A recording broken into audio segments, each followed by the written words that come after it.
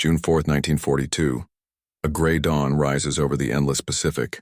Clouds hang low above the waves, carrying the smell of salt and engine oil. Somewhere beyond the horizon, the Imperial Japanese Navy, proud, undefeated, moves with absolute confidence. 4 carriers, the Kaga, Akagi, Soryu, and Hiryu, glide through the mist like steel giants. Their decks hum with activity, pilots preparing for the next strike that will, they believe, crush the last American resistance. Far to the east, on the island of Oahu, another battle is already being fought. Not with torpedoes, not with planes, but with pencils, machines, and mines. Inside a dim concrete basement at Pearl Harbor, rows of men and women sit before rattling typewriters and flickering lamps. The air is thick with sweat and cigarette smoke. Commander Joseph Rochefort leans over a desk cluttered with code sheets, tracing patterns through intercepted Japanese transmissions. He already knows where the enemy will strike long before their ships appear on any radar screen. At that very moment, the Japanese fleet sails directly into an unseen trap, because their secret code, the heart of their naval communication, has already been broken. When 1942 began, the Pacific Ocean belonged to Japan. Barely a month after Pearl Harbor, the rising sun flew triumphantly over a vast empire from the jungles of Malaya to the coral shores of the Philippines. Fortress Singapore had fallen. Hong Kong was gone. American forces in the Philippines were retreating to Bataan, surrounded and exhausted. Across the Pacific, fear spread like wildfire. The Allies had been caught unprepared, stunned by Japan's sudden methodical onslaught. Tokyo's admirals believed it was only the beginning. Their strategy, crafted by Admiral Isoroku Yamamoto himself, was clear: expand quickly, crush resistance, and force America into a negotiated peace before its industry could awaken. The Imperial Navy, disciplined and battle-tested, seemed unstoppable. They had trained for decades for this very war fast, coordinated strikes using aircraft carriers as the center of power. But victory had a hidden weakness: communication. To coordinate an empire stretching thousands of miles, Japan relied on radio, the most efficient yet most vulnerable form of command. Every order, every movement of ships, every coded weather report traveled through the airwaves. The Japanese believed their naval code, known to them as Kaigun Ango, and to the Americans as JN-25, was unbreakable. It was a complex web of numbers and additives, changed frequently, handled only by the most trusted officers. The Imperial Navy's faith in its secrecy was absolute. For the Americans still recovering from the shock of Pearl Harbor, this code was the only way to see beyond the fog of war. Without it, they were blind, guessing where the next strike might fall, always reacting, never anticipating. In Washington, intelligence officers began to realize that this war would not be won by ships alone. It would require something far less visible: information. The task fell to a handful of small, scattered groups across the Pacific: cryptanalysts, linguists, mathematicians, and engineers. Most had never seen combat. Some had never even left the mainland. Yet their mission was vital: to pierce the wall of secrecy around the Japanese Navy. One of those groups worked deep inside the basement of a building at Pearl Harbor, codenamed Station Hypo. Its leader, Commander Joseph Rochefort, was an eccentric, brilliant linguist who preferred slippers to uniforms and classical music to military ceremony. Around him gathered a small team of naval officers, radio operators, and civilian experts. They worked day and night on intercepted Japanese messages, endless strings of 5-digit numbers that to most meant nothing. Each number, however, was a fragment of Japanese intent, a clue to movements, orders, or operations. Deciphering them was painstaking work. The code was not just substitution. It used additives, random numbers layered on top of others to disguise meaning. Every time the Japanese updated the system, Hypo had to start again from near zero, yet they persisted. By early 1942, Station Hypo was beginning to find patterns in repeated indicators, recurring groups of numbers, and subtle shifts in message structure. They couldn't yet read the full messages, but they were beginning to sense the rhythm of the outline of something vast forming beneath the surface. Meanwhile, Admiral Chester Nimitz, recently appointed Commander-in-Chief of the U.S. Pacific Fleet, faced impossible odds. His Navy was still rebuilding, his carriers were few, and morale was fragile. Every decision had to be calculated, every move supported by the slimmest evidence. When Rochefort's team offered intelligence, Nimitz listened cautiously at first, then with growing trust. It was information born not from luck, but from the relentless logic of human minds battling machines of secrecy. By the spring of 1942, American intelligence began to whisper of something ominous. The Japanese were preparing for another major operation, one that could decide the future of the Pacific, but where would they strike next?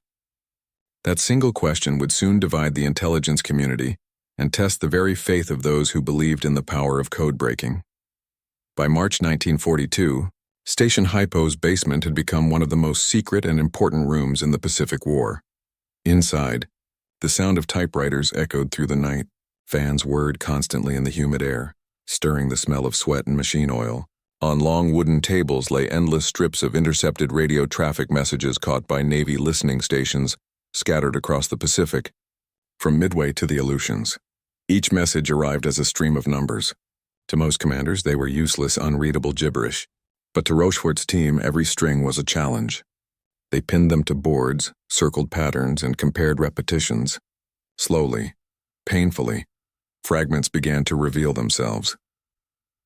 The Japanese code JN25 was among the most complex ever devised at the time. It worked in two layers: a 5-digit code group representing a word or phrase, and a second 5-digit additive that changed constantly to disguise it. Even if a code group repeated, the additive ensured it looked different each time. To decrypt it, one had to first strip away the additives without knowing what they were. It was a puzzle with millions of possible combinations, updated periodically. The Japanese believed it to be impregnable, but they had underestimated persistence. Rochefort's analysts used mathematics, pattern recognition, and intuition in equal measure. They learned to recognize habits the way certain Japanese operators repeated errors or reused additives. Linguists noticed that phrases like weather report, task force, or convoy often appeared in predictable numerical clusters. Piece by piece, Hypo began assembling a working picture of Japanese communications. In Washington, another group called OP-20G worked toward the same goal. The two teams occasionally shared data, but often clashed over credit and interpretation. Washington analysts doubted Rochefort's unorthodox methods, his reliance on intuition and contextual guesswork. But in Pearl Harbor, far closer to the enemy, reality demanded speed, not perfection.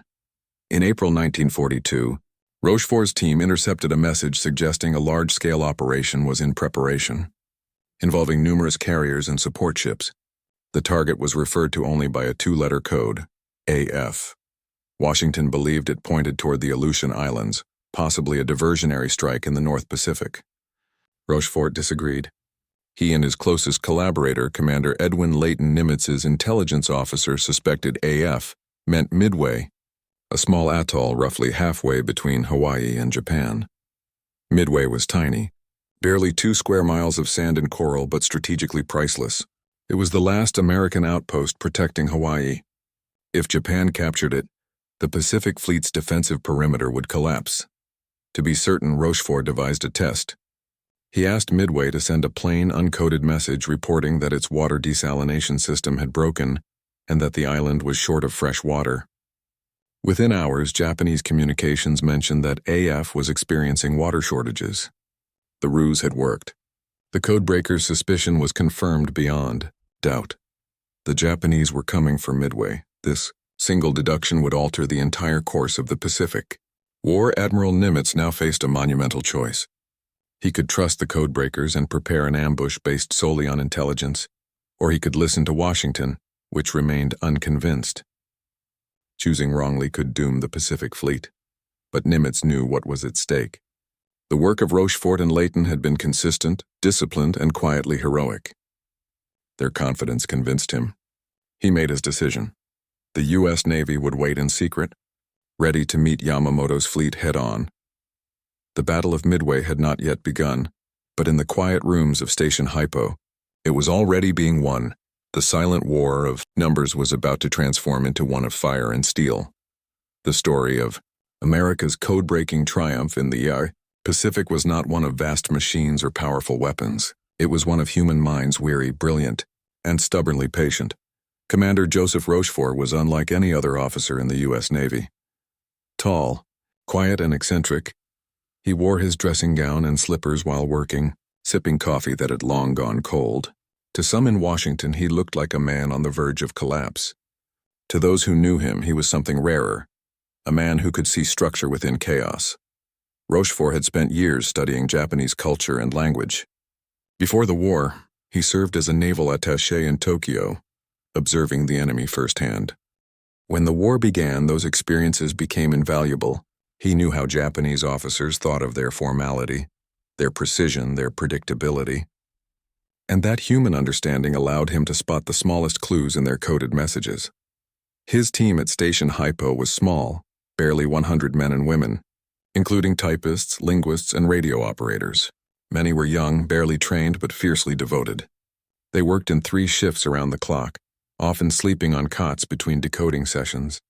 Cigarette butts littered the floor. The air was stale and hot, filled with the whirring of decoding machines that never stopped. There were no glamorous uniforms, no medals, no cheering crowds. Only silence and exhaustion. Yet from that silence came clarity. Every day the team sorted through hundreds of intercepted messages. The work demanded both logic and imagination. Numbers were compared, arranged, and rearranged in endless combinations. Analysts looked for repeating sequences, a 12-3-4-5 here, a 23-4-5-6 there, that might hint at reused additives. Sometimes, after days of failure, one analyst would suddenly cry out that a pattern felt right. It was less science than art, a delicate dance between mathematics and intuition. They built dictionaries of possible meanings. F appeared often near messages mentioning carriers and supplies. RJ might refer to Rabal AK to a convoy. Each new assumption had to be tested against fresh intercepts. When something fit twice, it became theory. When it fit 3 times, it became fact. Rochefort's method infuriated Washington analysts who preferred clean logic and documented proofs. But war does not wait for academic perfection. Station Hypo's power lay in its adaptability, in its willingness to leap from the unknown into the plausible. This was the human angle of the code-breaking war. Ordinary people bearing the weight of extraordinary responsibility. Their eyes strained over pages of numbers until they blurred. Their reward was not praise, but the knowledge that lives might be saved if their deductions proved correct. They carried that burden quietly. To understand how they achieved the impossible, one must grasp what they faced technically. The Japanese JN-25 system consisted of a 30,000-group codebook, each group representing a word, phrase, or number. Every group was then encrypted by adding another number, the additive selected from a separate random table.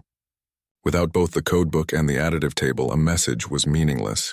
To break it required not brute force but inference, detecting which groups might have been reused and what original meaning they might hide. Unlike the British work at Bletchley Park, which used electromechanical bombs to break German Enigma ciphers, Hypo had no such luxury. They relied on paper, pencils, and human pattern recognition. The analysts constructed huge wall charts covered with handwritten notes. Each intercepted message was plotted along grids tracking frequency, rhythm, and coincidence. They noticed that certain numerical groups often clustered around specific times, likely daily operational reports. By isolating those, they began to reconstruct fragments of the Japanese codebook. Over months, those fragments turned into a map of meaning. By early May 1942, they could read roughly 10 to 15% of each message, enough to discern intent even without full translation. It was a triumph of human reasoning over mathematical odds. But the system's complexity also carried an irony. Its sophistication made it fragile. Every time Japan updated its additives, operators needed to recalculate and transmit new key tables, themselves vulnerable to interception. Each transmission gave Hypo more material to study, more patterns to exploit. The very act of maintaining secrecy exposed cracks in the wall. For the Americans, these cracks became windows. The more messages they collected, the faster their progress. By late May, they could trace the shape of a massive operation involving carriers, transports, and invasion forces. The target, still labeled AF, appeared at the center of every dispatch. Supply schedules, carrier assignments, and coded air reconnaissance plans all orbited around it. Rochefort was certain. Only Midway fit the pattern. But belief was not enough. Proof was needed, and in the silent rooms of Station Hypo, they found a way to provide it with a simple, brilliant trick that would change everything. The test of AF's water shortage was about to begin when the confirmation came in the Japanese message referring to AF's water shortage. The mood at Station Hypo shifted from fatigue to quiet triumph. For weeks they had lived inside uncertainty. Their deductions questioned, their conclusions doubted. Now they had proof. AF was indeed Midway. Commander Rochefort sent the report immediately to Admiral Chester W. Nimitz.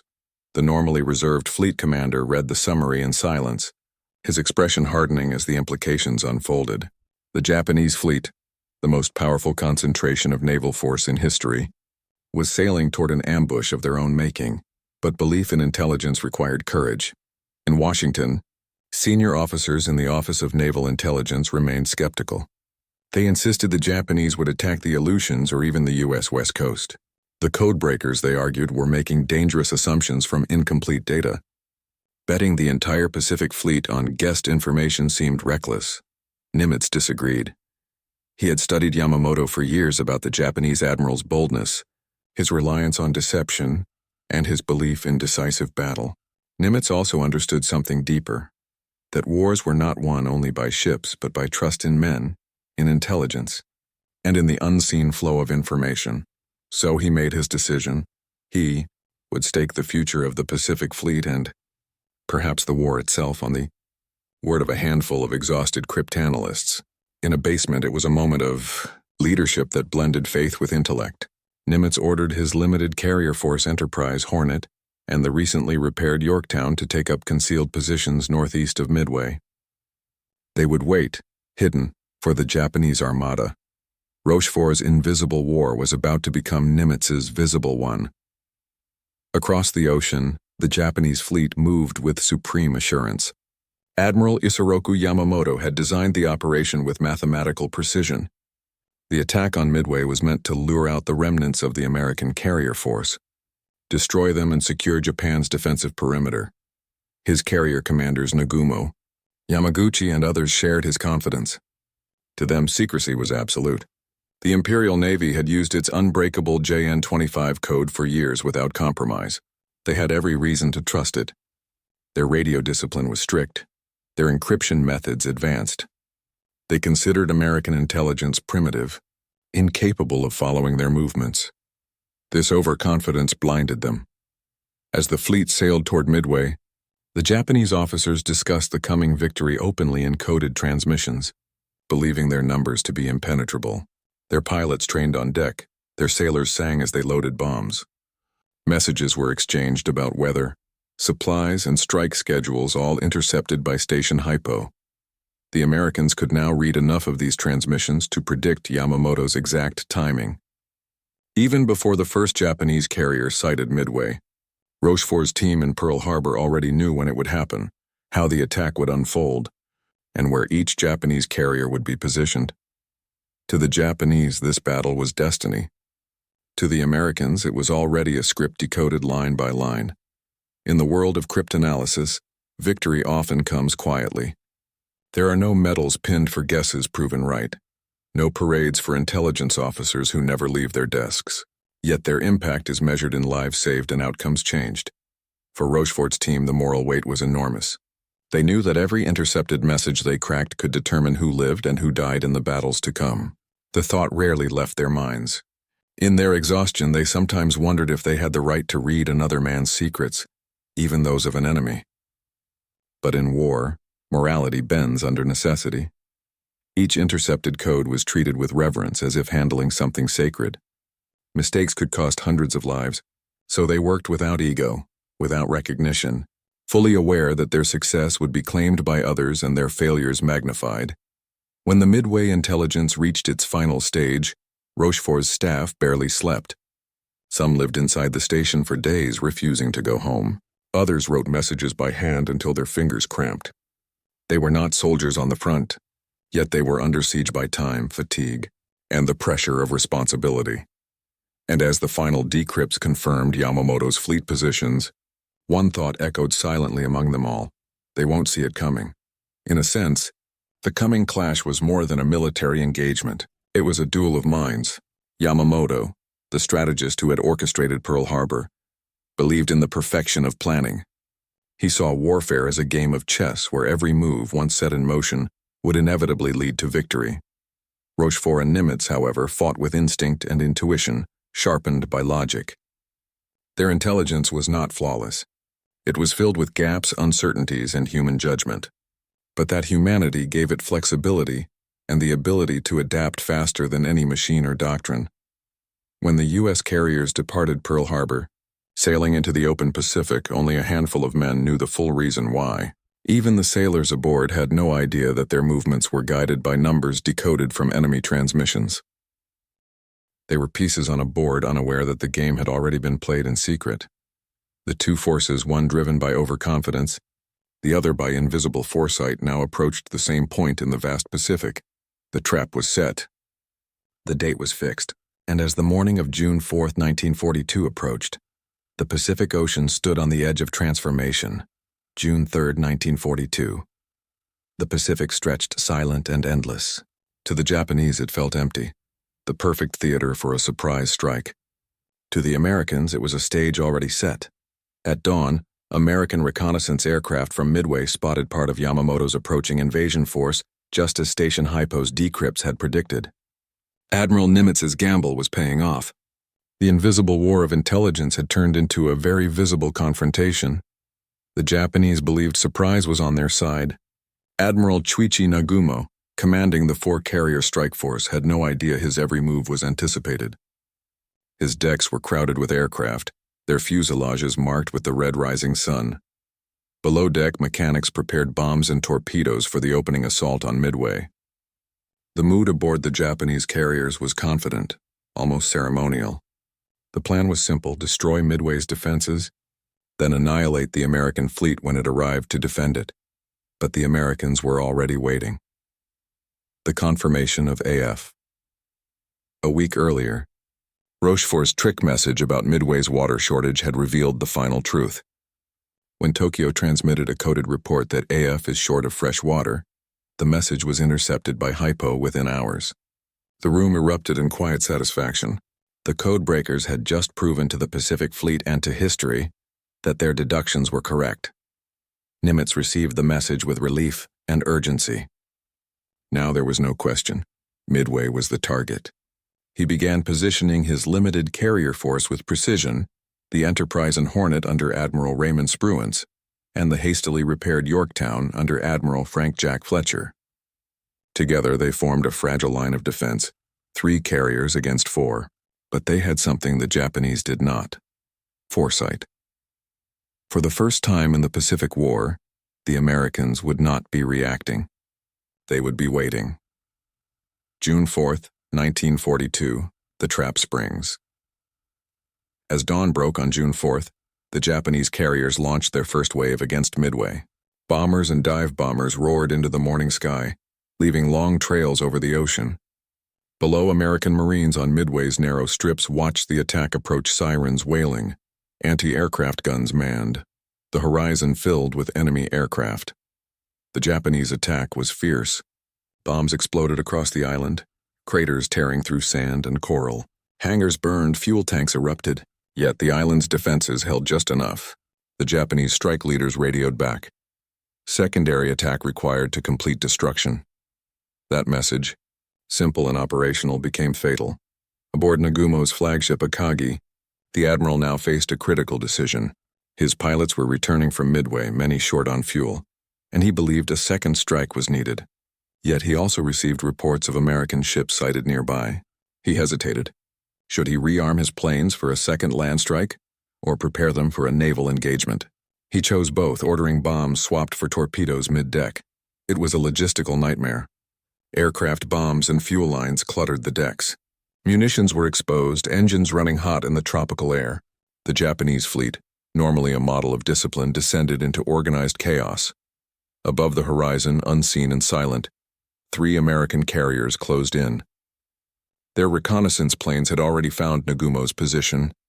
In the basement of Station Hypo, thousands of miles away, Rochefort's team continued to monitor intercepts. Though far from the battle, their work had set every movement in motion. Each Japanese message, each report, confirmed what they already knew, and their predictions were being proven accurate in real time. Back over the Pacific, the Americans struck first. At 7:10 a.m., waves of torpedo bombers from the carriers Enterprise and Hornet launched their attack runs. Their planes, outdated and slow, faced nearly suicidal odds. Japanese fighters tore through them and entire squadrons were wiped out. Almost none survived, but their sacrifice had purpose. They drew the Japanese combat air patrol low, forcing enemy fighters away from altitude. Minutes later, American dive bombers arrived from above undetected. At 10:22 a.m., they plunged from the clouds. In less than 5 minutes, the course of the Pacific War would change forever. 3 Japanese carriers, Akagi, Kaga, and Soryu, were struck in rapid succession. Bombs ignited the fuel and munitions left exposed on deck. Fireballs consumed the carriers. Black smoke rose thousands of feet into the sky. Sailors screamed, leaping into the burning sea. Nagumo's flagship was engulfed. His fleet, moments ago poised for victory, was shattered before he even understood how the enemy had found him. He had been outmaneuvered not by ships, but by the invisible minds that had seen his every move before he made it. As Hiryu, the last remaining Japanese carrier, prepared a desperate counterstrike, the truth began to dawn among Japanese officers. Their codes, their trusted wall of secrecy, had been breached. The impossible had happened. The Pacific sky was no longer blue. It was black and red. Columns of smoke from the Akagi, Kaga, and Soryu rose like volcanic pillars, twisting into the upper atmosphere. The heat was suffocating. Metal melted into rivers of fire that rolled down the decks. The once proud heart of the Imperial Japanese Navy. The very carriers that had led the attack on Pearl Harbor were dying before their crews' eyes. Japanese sailors fought to contain the inferno, but it was hopeless. Aviation fuel and bombs detonated in chain reactions. Pilots stumbled across burning decks, their flight suits aflame. The carriers that symbolized Japan's naval supremacy now drifted helplessly, consumed by the very weapons they had unleashed on others 6 months earlier. Admiral Nagumo watched in disbelief. He had not even seen the American carriers. The enemy had appeared from nowhere, precise, invisible, surgical. His communications officers scrambled to send situation reports, but the chaos was too great. On the flagship Akagi, flames reached the bridge itself. Nagumo was forced to abandon ship. By the time he did, the scale of the disaster was clear. 3 of his 4 carriers were gone, thousands of sailors lost, and no clear explanation why. Only the carrier Hiryu remained battered but operational. Her commander, Admiral Taman Yamaguchi, refused to surrender to despair. A man of fierce honor, he ordered his pilots to launch a counterstrike immediately. They found and attacked the damaged American carrier Yorktown, scoring several direct hits. For a brief moment, it seemed Japan might balance the scales. But the Americans, fueled by precise coordination and relentless reconnaissance, responded swiftly. Dive bombers from the Enterprise located Hiryu later that afternoon. At 5 p.m., they attacked from 14,000 feet. 4 bombs found their mark. Explosions ripped through her decks. The ship shuddered violently, engulfed in flame. By nightfall, Hiryu was dead in the water. Yamaguchi, choosing to go down with his ship, saluted his men and refused evacuation. As Hiryu slipped beneath the waves, so too did Japan's dream of naval dominance. In the hours that followed, Japanese survivors floated among the wreckage of oil-slicked water stretching to the horizon. The silence was broken only by the crackle of burning debris and the cries of the wounded. Many officers struggled to comprehend what had happened. Their strategy had been flawless, their timing precise, their discipline unmatched. How then could the enemy have known? Reports transmitted to Yamamoto's flagship Yamato, hundreds of miles behind the front, confirmed the unthinkable. The Americans had been waiting. Their carriers had positioned themselves perfectly, striking at the exact moment when Japanese decks were most vulnerable. The precision was too perfect to be coincidence. Aboard the Yamato, Admiral Yamamoto sat in stunned silence. He had crafted the plan himself, a masterpiece of deception. Yet the Americans had anticipated every move. For the first time, the possibility entered his mind that their most secret communications might not be secret at all. His operations officer quietly spoke the words no one wished to hear. They must have known our code. Yamamoto said nothing. He removed his glasses, rubbed his eyes, and looked out across the vast Pacific, the same ocean that had once been his empire. Now it felt smaller, more fragile, more transparent. The thought that his Navy's movements had been read like an open book was unbearable. Back in Hawaii, Station Hypo was still operating at full tempo. The Codebreakers had no idea of the full destruction their work had enabled. Not yet. Intercepts were still coming in broken transmissions from retreating Japanese ships, messages of distress, confusion, and silence. But slowly the picture formed. The Japanese fleet was in retreat. The battle was won. When word reached Admiral Nimitz, he smiled faintly, the first in many months. His faith had been rewarded not by luck, but by intellect. He drafted a simple message for transmission to Washington. Results: 4 enemy carriers sunk. Ours won. It was perhaps the most understated report in naval history. At Station Hypo, the team worked in silence, still processing data. Rochefort, exhausted, removed his headset and sat back in his chair. He knew what it meant not just for the battle, but for the entire Pacific War. For the first time, Japan's momentum had been broken. The tide was turning, not because of the strength of American steel, but because of the power of the human mind of those who listened when others ignored, who believed when others doubted. In the following days, as Japanese survivors were rescued from the sea, many officers refused to speak. Their pride was shattered. The phrase unbreakable code would never carry the same certainty again. Among Japanese intelligence officers, suspicion spread quietly. Had someone betrayed them? Had spies infiltrated their communication lines? None could accept the truth that a group of American cryptanalysts had, through logic and intuition, solved what Japan believed unsolvable. Yamamoto later wrote privately that Midway was a defeat suffered from which recovery is impossible. He was right. From that day forward, Japan would fight a defensive war, reacting to Allied moves rather than dictating them. Every message they sent carried a shadow of fear, the fear that someone somewhere might be listening. The empire built on secrecy had been undone by those who understood silence best, and so, as the last fires of Midway faded into the night sky, the world's most powerful navy realized a truth that would haunt it for the rest of the war. The Americans had not just found them, they had read them. The morning after the battle, the Pacific was eerily calm. Waves lapped quietly against twisted steel and drifting bodies. The roar of engines and gunfire had vanished, replaced by gulls circling over the ruins of what had once been the Imperial Navy's most powerful strike force. For Japan, Midway was not just a defeat, it was a catastrophe. In less than 24 hours, 4 of their frontline aircraft carriers, Akagi, Kaga, Soryu, and Hiryu, had been destroyed, along with more than 300 aircraft and over 3,000 men. Many of those men were among Japan's most experienced pilots and deck crews, veterans of Pearl Harbor and the Coral Sea. Their loss could not be replaced. The Imperial Navy, which had dominated the Pacific since December 1941, was crippled. Its offensive power, built painstakingly over decades, had been gutted in a single, irreversible blow. And yet, even as the wreckage still burned, Japanese officers struggled to accept what had happened. In post-battle reports, survivors described the same haunting confusion. The enemy had known too much. The timing, the positioning, the direction of the attacks, everything suggested the Americans had anticipated their every move. Rear Admiral Kusaka, Chief of Staff under Nagumo, wrote later, "It was as if they had seen through our minds. Every plan we made they were already waiting for." For men trained to believe in the perfection of their code and the invulnerability of their planning, such precision felt impossible. Some whispered that the Americans must have discovered their entire strategy through espionage or aerial surveillance. Others suspected that divine fate had turned against them. But the truth that the Americans had broken JN-25 remained beyond imagination. The Imperial Navy's cryptographic department conducted urgent reviews, searching for leaks or procedural failures. They found none. The code's mathematical structure in their eyes remained sound.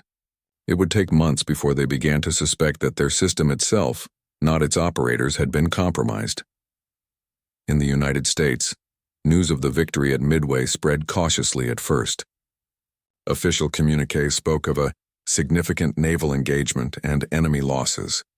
Only later did the full scope of the triumph become public. For a nation still reeling from Pearl Harbor, the impact was electric. Newspapers across America carried bold headlines. 4 Japanese carriers sunk Midway held. Suddenly, the myth of Japanese invincibility was broken. Yet behind the celebration, the true story remained classified.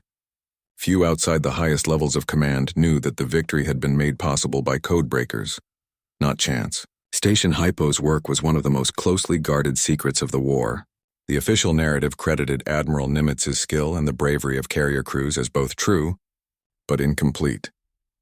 In the basement of the Navy's building at Pearl Harbor, Rochefort and his team returned to work as if nothing had changed. No parades, no medals, no announcements, just more intercepts, more messages, more endless lines of numbers. They knew that the Japanese would change their code system quickly, and they were right.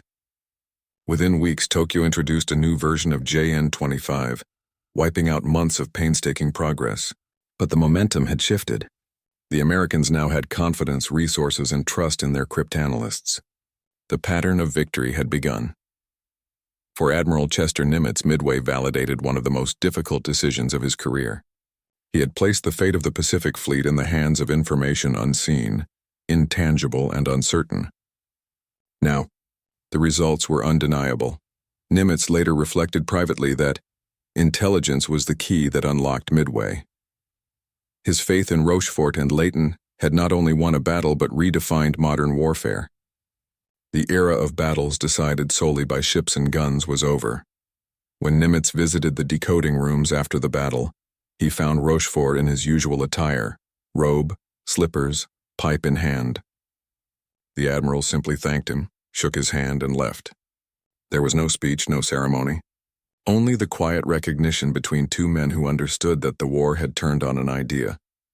The Pacific was vast, the war far from over, but everything had changed.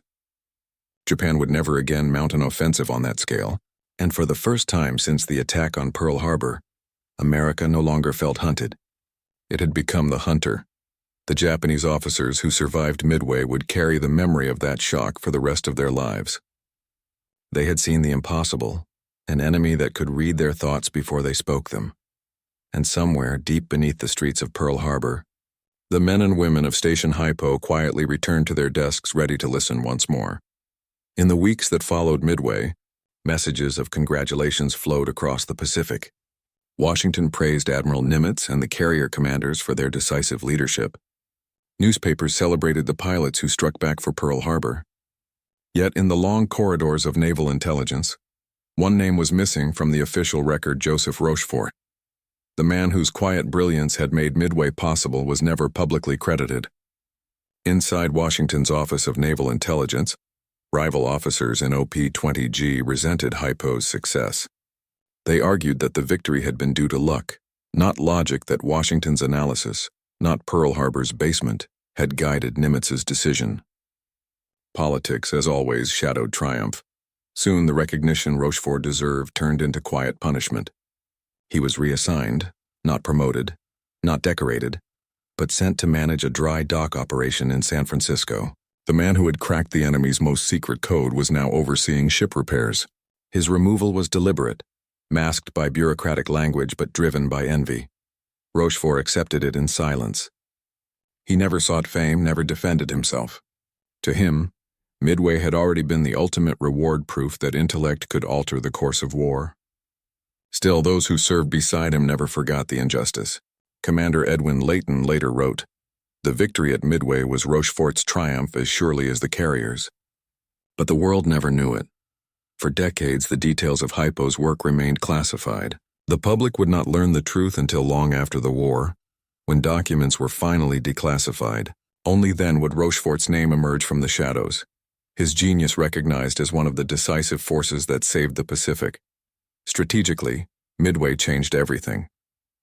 Before June 1942, Japan had moved freely across the Pacific, choosing where and when to strike. After Midway, that freedom was gone. The Imperial Navy lost not only ships but also the initiative and the ability to dictate the tempo of war. For the next 3 years, Japan would fight on the defensive, constantly retreating before a resurgent U.S. Navy. Battles that followed Guadalcanal, the Philippine Sea, Leyte Gulf all drew from the same foundation of intelligence and codebreaking that hypo had proven possible. The Americans refined their signals intelligence systems, building on the lessons of Midway. New listening posts, faster decoding machines, and deeper collaboration between stations turned cryptanalysis into one of the most powerful weapons of the war. The invisible network of ears spread across the Pacific, intercepting, translating, and anticipating enemy movements with increasing precision. Meanwhile, Japanese communications grew more cautious but never fully secure. Despite multiple revisions of their JN-25 code, the Americans continued to exploit its structure, staying several steps ahead. By 1943, the Allies were intercepting and decoding Japanese naval plans with regularity, allowing them to prepare ambushes and avoid traps with uncanny accuracy. It was no longer just a war of ships, it was a war of signals, patience, and minds. For the Japanese command, Midway left deep scars. Admiral Yamamoto, once celebrated as the architect of Pearl Harbor, bore the weight of the disaster personally. In his private correspondence, he lamented that Japan's victory had made its leaders arrogant, their faith in secrecy blinding them to human ingenuity. He wrote to a colleague, "We underestimated the enemy's spirit, and we overestimated our own silence. Within a year, Yamamoto himself would die. His aircraft ambushed and shot down over Bougainville after U.S. codebreakers intercepted and decrypted his travel plans. It was a bitter symmetry. The same invisible weapon that had doomed his fleet at Midway had now found him in the sky." Among surviving Japanese officers, disbelief slowly gave way to respect. Even in defeat, they began to admire the precision with which the Americans had anticipated them. They understood too late that wars are not only won by bravery and steel but by those who can see patterns in the unseen. Long after the war ended, the lessons of Midway endured. The world had entered a new era where intelligence, not armament, would decide the fates of nations.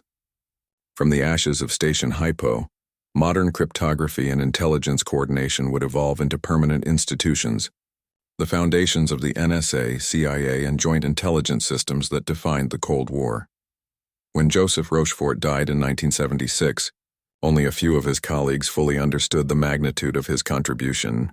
It was not until 1986, 44 years after Midway, that the U.S. Navy formally awarded him the Distinguished Service Medal for his role in breaking JN-25. The citation simply read, "For services of the highest value to the security of the United States." It was a quiet line, for a quiet man who had changed history in silence. And though the seas of Midway have long since stilled, the echoes of that battle, the clash between secrecy and intellect, between overconfidence and foresight, continue to shape how nations fight, plan, and protect themselves. The war had shown that in the end, no code is unbreakable. Only time, patience, and human determination decide what remains hidden. The Battle of Midway is often remembered for the burning carriers, the roaring dive bombers, and the sudden reversal of fortune that reshaped the Pacific War. But its true victory was born in silence in rooms without windows, under flickering lamps, where men and women fought not with bullets, but with thought. Commander Joseph Rochefort and his team never saw the ocean waves that carried the fleets they guided to battle. They never heard the bombs fall or the guns thunder, yet, through their relentless logic and belief in reason, they changed the course of history. They proved that intellect can outmaneuver force. That understanding the enemy's mind can be more powerful than confronting his armies. In a war defined by destruction, their triumph was an act of creation, the construction of meaning from chaos, order from confusion, victory from patience. Admiral Nimitz's trust in them symbolized a new kind of leadership, one that valued knowledge over impulse, analysis over ego. It was a lesson not only for the military but for humanity, that truth, however fragile or uncertain, can illuminate even the darkest times. The Japanese officers who survived Midway never forgot the shock of that day of being defeated not by superior firepower, but by superior understanding. Their disbelief became legend, a cautionary tale about the danger of arrogance and the fragility of secrets. In the decades that followed, intelligence became the invisible currency of global power. Nations learned that wars could be deterred or won long before the first shot was fired. Midway had shown the way that every message, every code, every fragment of data could hold the fate of thousands, and so, beneath the calm Pacific waves where 4 great carriers still rest, lies the legacy of that silent victory. A reminder that the greatest battles are not always fought on open seas or fields, but in the quiet recesses of the human mind. Because in war as in life, the hardest code to break is not the enemy's, but one's own certainty.